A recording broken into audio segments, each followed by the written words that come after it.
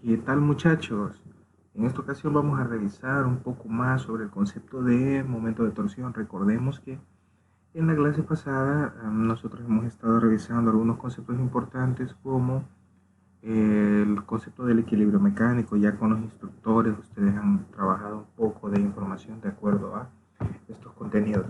En esta ocasión vamos a trabajar un poco sobre la definición propiamente dicha de el momento de torsión. Ya hablamos que cuando nosotros hablamos de equilibrio mecánico, tenemos que tener dos tipos de equilibrio, que son equilibrio translacional, que es el que está definido por las leyes de Newton, y el equilibrio rotacional, que es el que está definido por la ecuación de la sumatoria de los momentos de fuerza.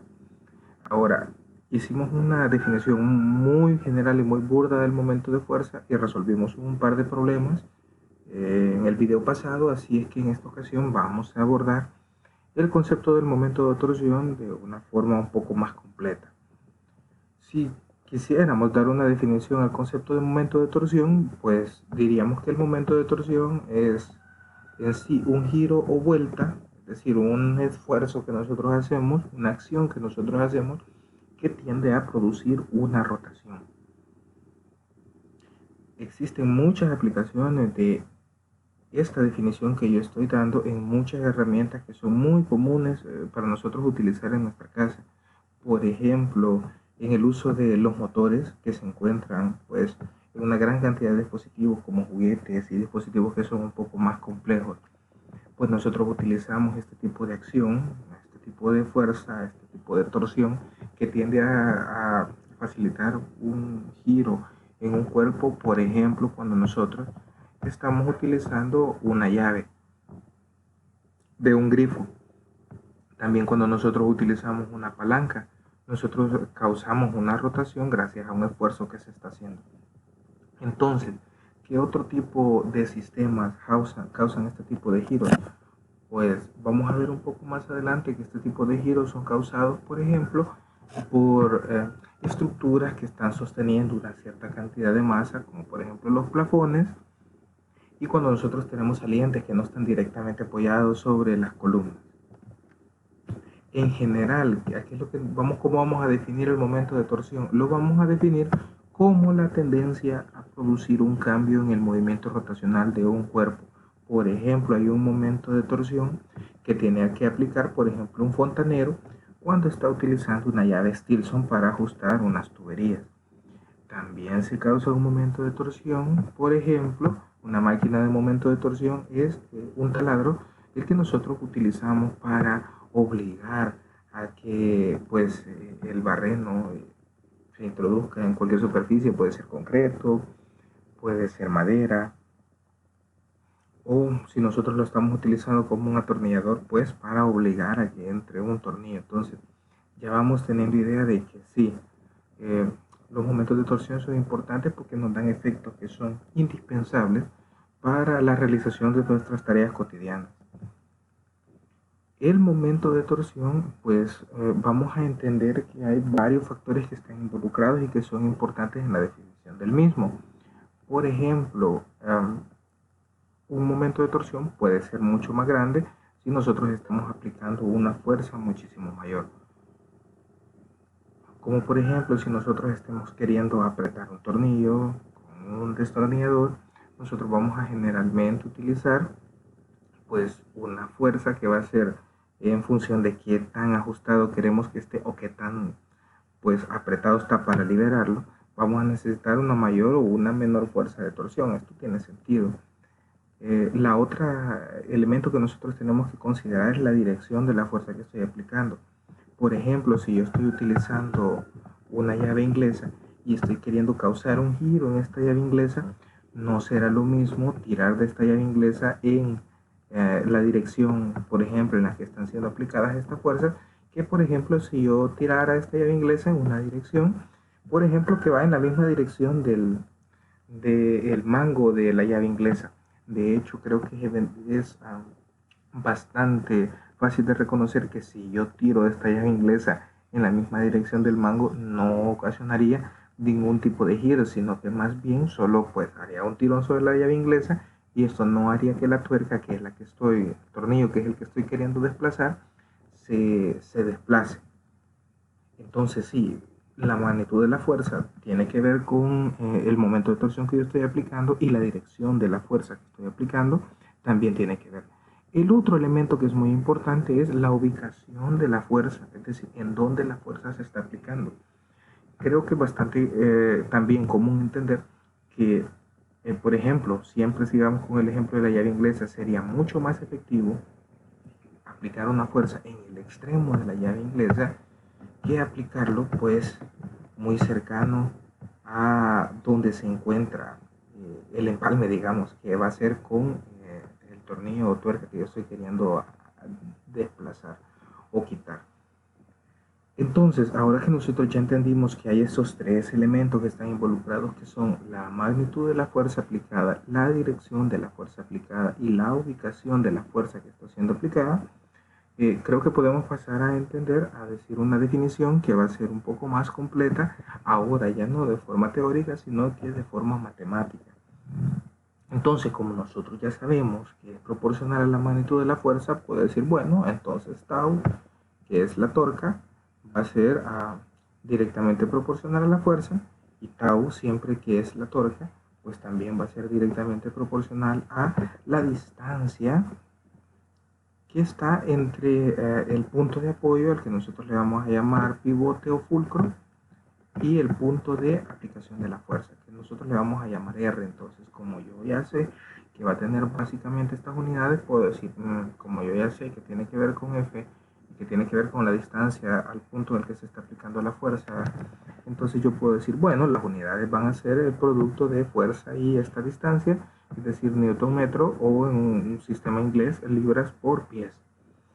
Ahora que ya entendí esto, entonces planteemos un ejemplo muy sencillo.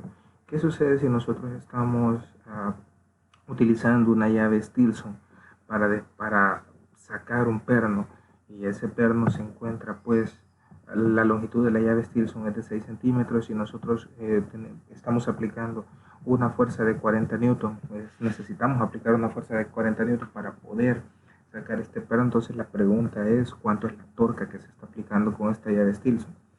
Yo ya sé que la fuerza que estoy aplicando es de 40 newton, pero la efectividad de esta fuerza para realizar una rotación sobre un sistema va a depender, pues, de la expresión de la torca. Entonces nosotros decimos, bueno, ahora la torca como es F por R, entonces como además tengo que identificar algo, es una condición indispensable, esta fuerza que yo voy a utilizar y esta distancia que yo voy a utilizar para poder aplicarlos en esta ecuación, tanto la distancia como la fuerza van a tener que ser perpendiculares. Si ellas no son perpendiculares, vamos a estar en una situación completamente diferente, en donde vamos a tener que analizarlo de una forma un poco más elegante para poder aplicar la misma ecuación. Pero como acá directamente yo tengo que, pues, la fuerza es tangencial al giro que va a ser la llave Stilson, entonces yo puedo decir, bueno, torca es 40 newton por 0.6 metros. Hay que conservar siempre las unidades que yo estoy utilizando, por eso es que no estoy utilizando 6 centímetros, por cierto. Aquí hay, digamos, un pequeño error, que aquí tendría que ser 0.06 metros, porque son 6 centímetros. Entonces, ¿cuál sería el producto? El producto sería, pues, en este caso, no sería 24 newtons, sino que sería 2.4 newton metro. Entonces, hay que tener mucho cuidado con las unidades. Ahora, como nosotros entendemos que nosotros teníamos ciertas ecuaciones, y ya lo habíamos mencionado, que definían, por ejemplo, el equilibrio mecánico. Entonces nosotros ahí teníamos algunas fuerzas, que eran fuerzas que iban hacia arriba, nosotros le llamábamos positivas; fuerzas que iban hacia abajo, nosotros le llamábamos negativas; a las que iban hacia izquierda de un eje cartesiano, nosotros decíamos que eran negativas; hacia la derecha del eje cartesiano, decíamos que eran positivas. Entonces, con respecto a las torcas, nos enfrentamos con la siguiente cuestión. Cuando nosotros definimos la sumatoria de torcas igual a 0, van a haber unas que van a ser positivas, van a ser otras que van a ser negativas. ¿Y en qué momento? Yo voy a decir, esta torca va a ser una torca positiva y esta torca va a ser una torca negativa. La idea es la siguiente: como la torca viene del concepto de la fuerza, la torca nosotros vamos a decir que no va a ser una cantidad escalar, al igual que la fuerza va a ser una cantidad vectorial. Eso significa que va a tener magnitud, dirección, y entonces nosotros lo que vamos a decir es lo siguiente, y nos fijamos en este ejemplo. Si nosotros tenemos un destornillador y lo hacemos girar en el sentido de las manecillas del reloj, y luego lo hacemos girar en el sentido contrario, nosotros ya sabemos que al girar en el sentido de las manecillas del reloj, el tornillo que nosotros estamos insertando, por ejemplo, en una madera, pues cuando lo giro en el sentido de las agujas del reloj va a empezar a entrar en la madera, cuando lo giro en contra de las agujas del reloj va a empezar a salir de la madera. Entonces yo ahí ya voy teniendo idea que el giro, en función de si lo hago con las manecillas del reloj o en contra de las manecillas del reloj, va a tener algún tipo de acción u otro tipo de acción. Entonces, basados en ese ejemplo, se definen unos criterios de convención para los momentos de torsión. Por convención, los momentos de torsión decimos que cuando van en sentido contrario a las manecillas del reloj, vamos a decir que son positivos, es decir, cuando el giro va en sentido antihorario, es positivo, y cuando el giro va en sentido horario, nosotros vamos a decir que son negativos. Por ejemplo, nosotros para un momento de torsión positivo, nosotros decimos, bueno, por acá tenemos un punto de apoyo, nosotros acá tenemos alguna barra metálica, y se está aplicando una fuerza hacia acá. ¿Qué es lo que sucede? Que si nosotros consideramos el caso en el que todo este sistema pudiera girar, cuando está girando hacia acá, la dirección de la fuerza va hacia abajo. Cuando ya el tramo se ha desplazado hacia este lado, ahora la dirección de la fuerza irá hacia arriba. Por lo tanto, la fuerza no nos serviría para indicar si la torque es positiva o negativa. Sin embargo, nos podemos fijar que el giro que ocasionaría sobre la estructura sería en dirección horaria. Si es en dirección antihoraria, entonces nosotros le vamos a llamar que va a ir en dirección de las manecillas del reloj, cuando va a ser en dirección horaria, y en contra de las manecillas del reloj, CMR, cuando va en dirección antihoraria. Entonces nosotros vamos a decir que va a ser positivo cuando va a girar en contra de las manecillas del reloj, y va a ser negativo cuando va a girar con las manecillas del reloj. Ahora, vamos a introducir un nuevo concepto además. Nosotros tenemos el concepto ya entendemos el concepto de las fuerzas, sabemos que las fuerzas tienen algo que se llama magnitud, dirección y sentido, y vamos a decir además que a uno de estos tres elementos nosotros le vamos a llamar línea de acción de la fuerza. Las líneas de acción de las fuerzas es pues una línea imaginaria que me va a definir, en el caso conceptualmente, es lo que yo le llamaría la dirección de las fuerzas. Es decir, si yo tengo una fuerza F1 que va con un determinado ángulo respecto a alguno de los ejes, entonces yo digo que, bueno, la fuerza está representada por este segmento de recta, en donde su longitud está pues dibujada a escala de la magnitud de la fuerza que se representa. Pero esta fuerza tiene una línea de acción, que es lo mismo que su dirección. Esta línea de acción es como si yo prolongara hacia menos infinito y hacia más infinito este segmento de recta. Tanto la fuerza 1 tiene su línea de acción, la fuerza 2, si yo prolongo hacia atrás y hacia adelante infinitamente, también va a tener su línea de acción. La fuerza F3, si yo la prolongo hacia atrás y hacia adelante infinitamente, hacia adelante y hacia atrás de su misma dirección, vamos a decir que esta va a ser su línea de acción. ¿Para qué me sirve a mí entender la línea de acción de una fuerza? Es porque además voy a tener que entender el concepto de brazo de momento de una fuerza. El brazo de momento de una fuerza va a ser el R que nosotros estábamos utilizando para definir a la torca. Ojo, aquí ya estamos en el tratamiento que se hace un poco más elegante del momento de torsión. Ahora ya vamos a decir que el momento de torsión o la torca no va a ser únicamente F por R, sino que vamos a entender que F es la magnitud de la fuerza y R, este R que nosotros tenemos acá, para nosotros va a ser el brazo de momento. Ya no le vamos a llamar nada más distancia al punto de aplicación de la fuerza, sino que va a ser el brazo de momento. Y este brazo de momento es el que va a tener un tratamiento. O sea, F va a ser la magnitud de la fuerza. Esto lo vamos a dejar tal cual. Por ejemplo, si son 40 newton, siempre va a ser 40 newton. Lo que vamos a hacer más elegante para definir es este R. el brazo de momento de la fuerza. Ese brazo de momento nosotros vamos a decir que es la distancia perpendicular, oiga, la distancia perpendicular que va a haber desde la línea de acción de la fuerza hasta el eje de rotación. Por ejemplo, si nosotros tenemos un eje de rotación que lo hemos marcado aquí con esta bolita y le hemos pues hecho esa X para simbolizar que ese es el eje de rotación, y digamos que este es un cuerpo sólido, o sea, esto es un cuerpo sólido que tiene una geometría pues propia de sí mismo, es un cuerpo amorfo. Entonces, sobre este cuerpo amorfo, si están, por ejemplo, aplicándose tres tipos de fuerza, la fuerza F1 en este punto, la fuerza F2 en este punto, con esta magnitud, dirección y sentido, y la fuerza 3 en este punto, con esa magnitud, dirección y sentido, cuando nosotros calculemos las torcas, aquí van a estar actuando tres torcas, cada una de esas torcas va a ser el producto de F por R. F va a ser la magnitud de la fuerza. Por ejemplo, la fuerza F1 podría ser de 30 newton, la fuerza F2 de 50 newton, la fuerza F3 de 40 newton.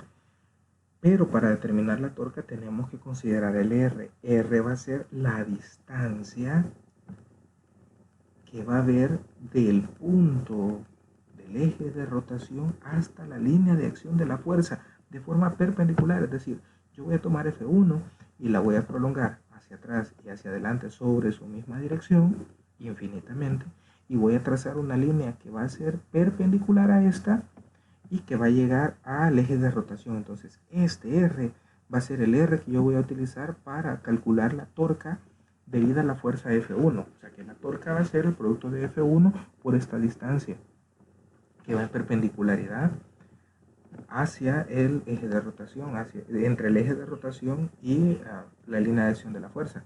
Para F2 igualmente, como F2 yo la línea de acción la extiendo infinitamente, la distancia del eje de rotación hacia una línea en perpendicularidad que haga con la línea de acción de F2 va a ser el R que yo voy a utilizar para calcular esta segunda torca.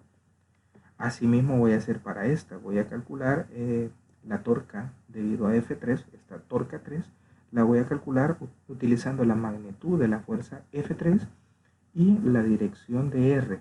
O sea, aquí hay que tener la magnitud de R, que va a ser otra vez, repito, la distancia que va a haber, que va a ser perpendicular a la línea de acción de la fuerza medida desde el eje de rotación. Entonces aquí hay que tener este cuidado. ¿Por qué es que no era un problema en los casos anteriores?